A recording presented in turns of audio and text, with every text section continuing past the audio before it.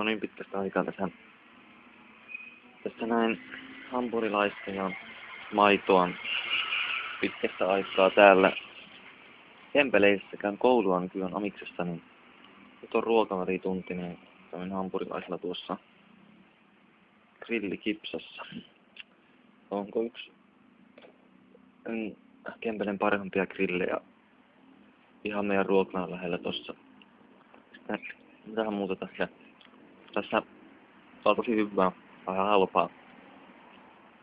Kerroshampurilainen 5,50 vaan. Eli